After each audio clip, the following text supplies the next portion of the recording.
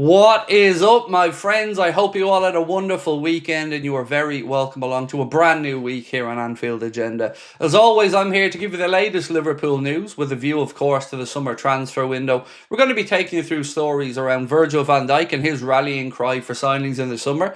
We're going to be speaking about Kevin De Bruyne and why people over Napoli are a little bit concerned about Liverpool still in the hunt.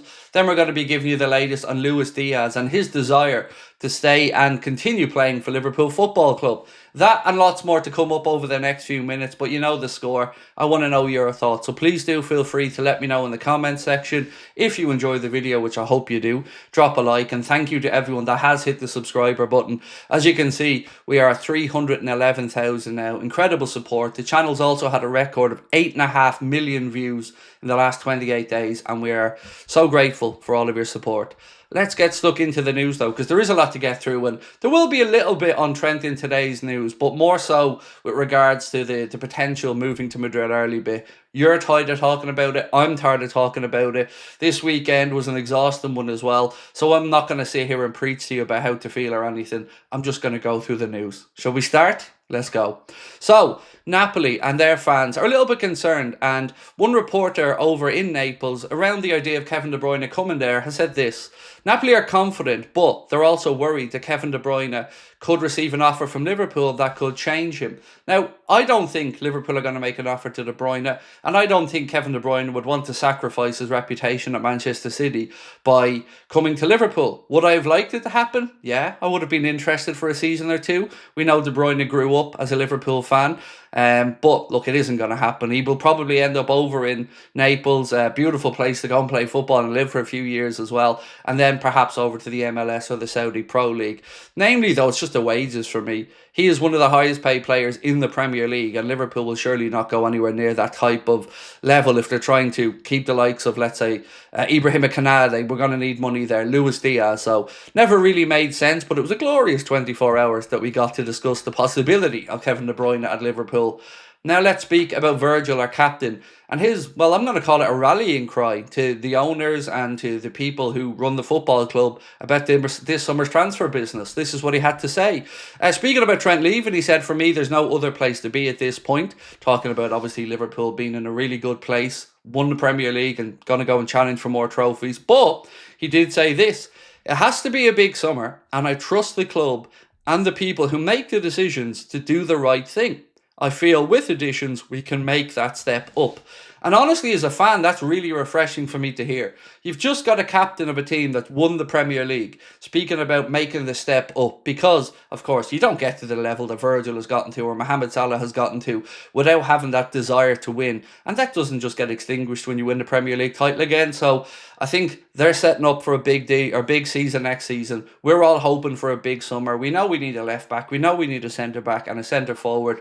Maybe a few more additions depending on who leaves. And the captain, well, he's made his feelings clear. He's expecting a big summer and he has faith in the people who are running the club to get it done. Now, what I want to know in the comment section is, do you join Virgil in having this faith with the club to get it right? I'm very much on the fence. I want it to happen. I will believe it when I see it, as I keep saying. But the confidence from our captain does make me feel like he must know something big is in the works. So let's wait and see what happens over the next few months. Remember, there's a shortened window opening June the 1st to June the 10th. Then it closes for 6 days. And then the summer window opens fully. Right, I did say there was a little bit about Trent Alexander-Arnold, and I'm got to go through it.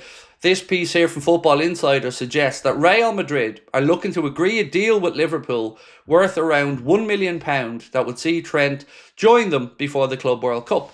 Now look, for me, in an ideal world, maybe that deal could be done sooner and Trent could be released to go and start training with Madrid or whatever. And then if he wants to come back for the trophy parade, so be it. I don't think anybody but Trent should be making that decision on the trophy parade thing. We all have our own individual feelings, like I've always said. But ultimately, he has won the league with Liverpool this year and has the right to be on their coach if he so wishes. So that's my take on it. But I'm interested to know what you guys think. 1 million to release him early? Would it be just best for both parties? Financially, I mean, it's not going to make or break Liverpool, is it? £1 million. But if he does want to go and play in the Club World Cup with Real Madrid and their new coach, Xabi Alonso, well, then he's going to have to be released from his Liverpool contract early, because that contract doesn't end until the end of June, when, of course, the Club World Cup will already be halfway through. So let me know what you think on that one. Would you take the £1 million if you were Liverpool, or would you rather just let him run down his contract and leave when it expires at the end of June? So, Luis Diaz, he's been speaking about his future at the club and about his love of the football club, and this is what Lucho had to say. For me, I would stay, however many years it takes. It also depends on the club, everything. There are details that are sorted out separately. Very calm, I'm very happy and enjoying the Premier League. From the first day I arrived, I've always been happy, calm and enjoyed playing at this great team. We will be talking about it, a renewal, and we will be talking about it soon. So Luis Diaz looking to agree an extension with Liverpool Football Club. And I've said this all the way through. I never understood why there was any rush or almost desire to sell him. He's performed very well, one of our better players in the second half of this season. I think he's put up his best numbers in a Liverpool shirt this season as well. We also have Cody Gakpo on the left-hand side, which is another brilliant option.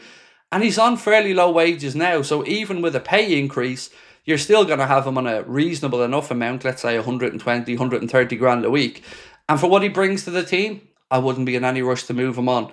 My own opinion on the summer transfer window with regard to the strikers or the attackers is, I would sell Darwin Núñez, obviously, and I would sell Diogo Jota, because I do think centrally we could do with a refresh there.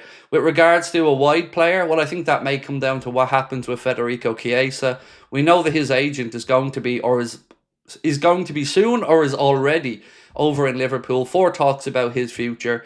If it's decided that his future will lie away from Anfield, well, then we'll need to look at bringing in somebody to put pressure on Mo on that right hand side, or just to be an auxiliary attacker who can play right across the front line.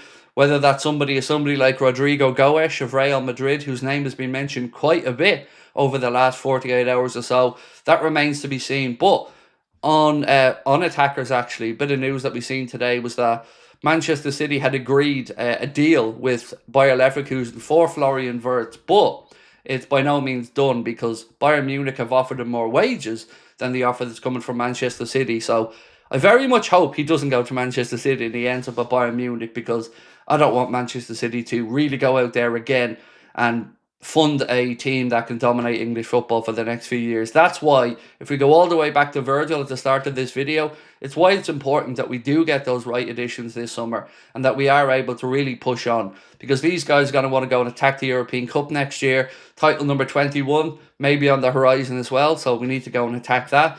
And most importantly, we need to make sure that we strengthen from a position of strength.